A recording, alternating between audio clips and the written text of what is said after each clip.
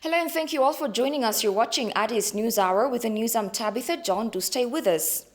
The Ethiopia State of Emergency Fact Check disclosed that a picture shared on social media claiming to show the bodies of victims massacred in Aksum Tigray region is false. Quote, a picture shared on Facebook claiming to show the bodies of victims massacred in Aksum Tigray region of Ethiopia is false. A reverse image search on Google revealed that the picture was taken in November 2020 in Nigeria, it said. The photo shows bodies lined up in rows on the ground and a huge crowd of onlookers in the background, accompanied by a headline that reads, quote, reports emerging of horrible massacre in Ethiopian holy city. However, the picture showing the bodies arranged as though in readiness for burial was not taken in the Tigray region of northern Ethiopia as claimed in the post. According to the Star, a fact checker, a reverse image search on Google reveals that the picture was taken in November 2020 in Nigeria after suspected members of the Islamic militant group Boko Haram killed at least 40 rice farmers and fishermen while they were harvesting crops in Borno State.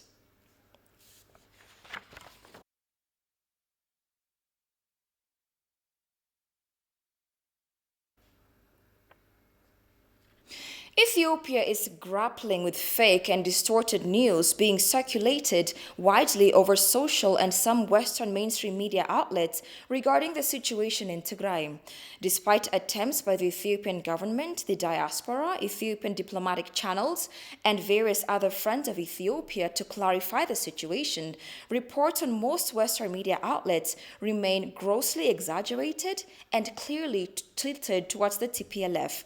Talking to ETV, government officials, politicians, and Ethiopianists denounced such reports, calling upon the Western media to separate truth from fake news being deliberately disseminated by TPLF cohorts. Kasaun Chani has the following compilation. Spokesperson and Public Diplomacy Director General to the Ministry of Foreign Affairs of Ethiopia, Ambassador Dina Mufti said the joint and relentless efforts of the government and members of Ethiopian diaspora have watered down the plans of some countries to intervene in internal affairs in the guise of humanitarian aid to Tigray. In an exclusive interview with BBC English, Ambassador Dina Mufti said that the Western world and some international organizations are now having a clear picture about the current situation in the Tigray region of Ethiopia. The government has already provided unhindered media and humanitarian access to foreign aid groups and international news agencies. Ethiopia has been maintaining operations aimed at making sure that law is observed in the northern part of the country. That was purely an internal affairs and an internal matter of Ethiopia. However, there are concerns that has been sprung from different corners about it. Particularly now, the maintaining law and order has been effectively undertaken. And now it's time for reconstructions, rehabilitations, and confidence building in that part of Ethiopia. Friends are coming out to help. And there are others also who are expressing their concerns and who are asking for the opening up. And now, to get the support of the international community, Tigray is open. Anyone can travel there only by notifying Ministry of Peace, and media, international media, has been allowed to be there without any authorizations, only through notifications. Government is impressing on the rest of the world to step up their assistance. Dina condemned false propaganda by anti-peace elements, the United States and some Western countries, which he said were all driven by the desire to meddle in Ethiopia's internal affairs. He thanked the Ethiopian diaspora for taking the initiative to clear out fake information via staging well-coordinated rallies. Demonstrations are the culminations of the awakening of the Ethiopians living abroad. And it shows also that they are expressing their concern about the dignity, integrity, and sovereignty of their country of origin. It's also a testimony to the awareness of these Ethiopians residing abroad about the imbalances that they see wherever they live, especially in Europe and North America, the wrong views about Ethiopia. And huge demonstrations have been noticed recently, particularly in the United States and various cities of Europe, and Canada as well. And these Ethiopians have expressed their sentiments, what they have seen, the anomalies that they have seen. And I hope this will help, will enable politicians residing in this part of the world to clearly see what Ethiopia is all about. Musa Adam, a politician on his part, emphasized the Tigray People's Liberation Front, TPLF, is a master of lies and fraudulence through disseminating fake news to the rest of the world concerning the government's law enforcement and survival operation. But we don't need, and of course we will never allow, misrepresentation, disinformation of Ethiopia's picture. I personally call upon the global citizens and international media, especially the fake news that they are distributing between and among the global citizens. Of course, we have as a country, we have a diplomatic failure in very many cases. We really failed to generate, to produce the needed diplomatic missions in very important areas, including the UN and the European Union, the US, and other superpower areas. We need to convince. The TPLF is a crafty engineer of disinformation and fake news with experience since its inception in 1974. The Tigray Liberation Front, TPLF, and predecessor of the TPLF share the same values of Tigrayan hegemony over Ethiopia. Some Ethiopians likewise called upon the United States and the United Nations Security Council and the European Union to see the TPLF for what it really is rather than playing into its hands. The Ethiopian government is not the reason for what happened in Ethiopia at the moment. It is the Tigray People's Liberation Front that created this problem. They did start the war. They thought they were going to win, but they lost in the battlefield. Now, what do? They have made the whole world, with the media, with the cyber warfare. The Ethiopian Broadcasting Authority, EBA, has vowed to take legal actions against foreign media that are disseminating misinformation and unbalanced reporting, and by doing so meddling in the nation's sovereignty and unity. Deputy Director General of the EBA, Wondosen Andualem, said some media are mishandling the situation in Tigray in a partial, unbalanced, and inaccurate manner. Haptamu Ashagri brings us up to speed. Long investigation has uncovered detailed evidence of the massacre of dozens of civilians. Some media which have been given unfettered access to Tigray region are disseminating documentaries, meddling with sovereignty and unity of the nation and serving interests of others. Reports of some international media regarding the situation in Tigray are remorseful and questionable in light of ethics and principles of journalism. A US statement, the Ethiopian government has said that it is fully committed to undertaking a thorough investigation of the alleged abuses. Deputy Director General of the Ethiopian Broadcasting Authority, Wondosen Andualem, said that concrete evidences show that some journalists who were distributing misinformation about Tigray have been found to be in alliance with the expelled TPLF mafia clique and its leaders. They tried to rape me, and I was thrown to the ground. Then one of the soldiers fired bullets to scare me. The Eritrean forces called reinforcement and then proceeded to shoot wantonly at civilians on the streets using sniper rifles and machine guns.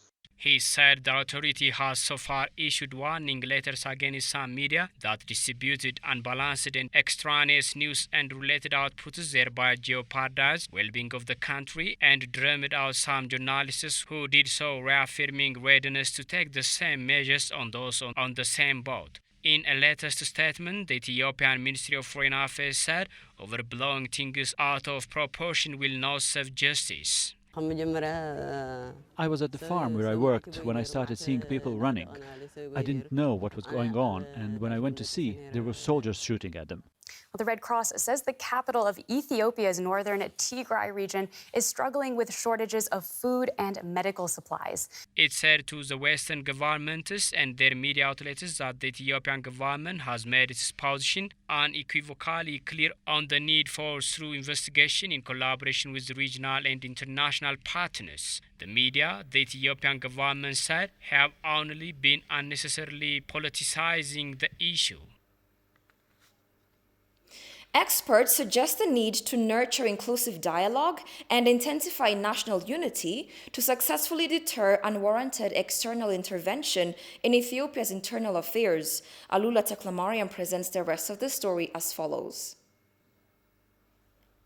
Officers approached by the Ethiopian news agency said inclusive dialogue is a way forward to brace national unity and help repel external interventions in the country's internal affairs. What Ethiopia has been conducting in its northern part is an internal law enforcement operation, the professors said, adding this does not even deserve to be a global issue. The global powers, they recalled, have a track record of uninvited and undue intervention, citing the cases of Syria, Yemen and Iraq, among others.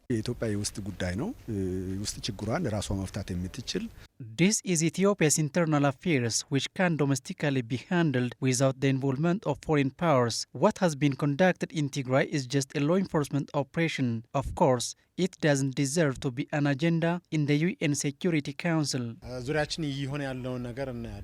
We all know what the Western world did to countries like Libya, Yemen, Syria and Iraq. All of these interventions wreaked havoc in these nations. Ethiopia's case is not different. We don't need any external meddling in our affair. The experts recommend inclusive dialogue to ward off external intrusion in the country's domestic affairs.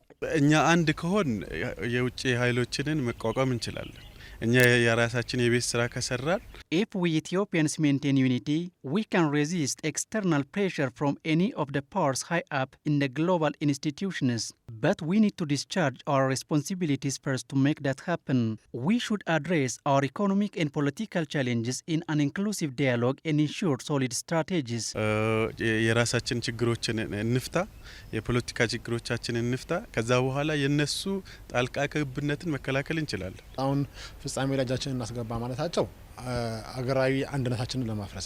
Pressuring to poke their nose in Tigray while the operation has already been finalized is only a recipe for disaster. To make matters worse, some Western media outlets are campaigning for these unprovoked interventions in strictly domestic affairs to happen. It is to be recalled that Russia, China and India sided with Ethiopia, opposing external interventions. Ethiopia's Attorney General has today filed charges against former Communication Department head of the Ethiopian National Defense Forces, Major General Gebremetin Fekadi, and others. The suspects, including Major General Gebremetin Fekadi, have been arrested for allegedly cutting off radio communication lines ahead of TPLF's attack against the Northern Command of the army. The Attorney General filed the charges at the Federal Supreme Court, First Anti-Terrorism and Constitution Affairs Bench. The suspects were arrested on December 3, 2020, in connection with disruption of the radio communication lines of the army.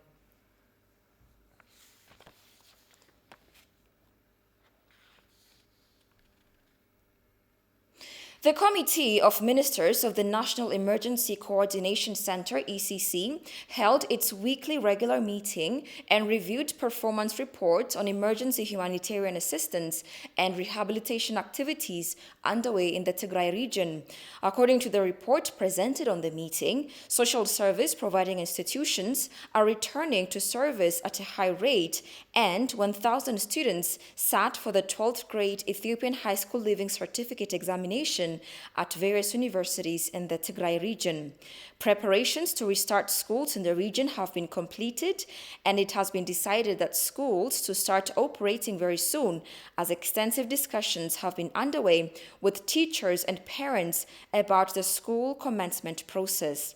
In the meantime, provision of psychosocial support to parents and teachers continues, while materials needed to reopen schools have been distributed to schools in the region.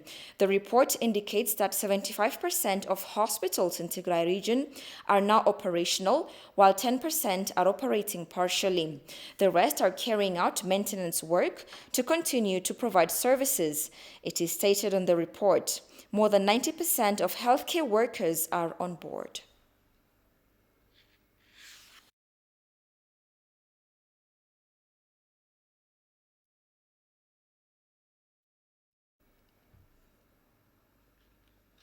And finally, health professionals who received the COVID-19 vaccine in Ethiopia urge the public to go forward and take the vaccination, casting away any doubts or fears.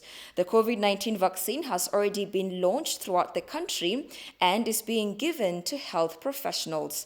Goshu Malisau has more on that.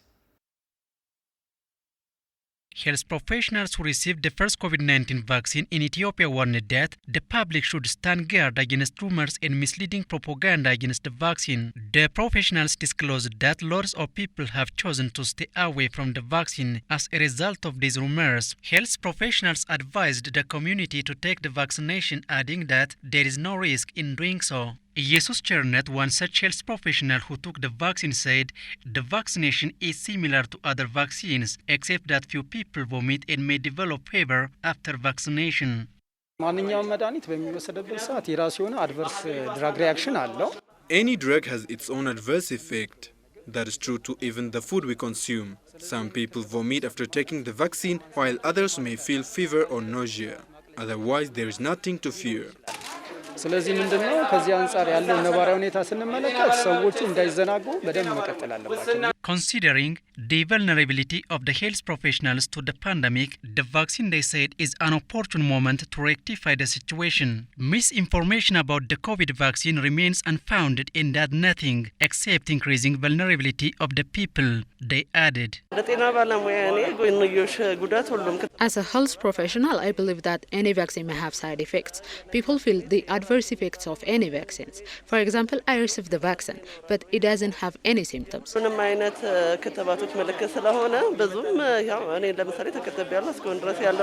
It is to be recalled that Ethiopia has received 2.2 million doses of COVAX COVID-19 vaccine and aims to vaccinate 20% of the population by the end of 2021.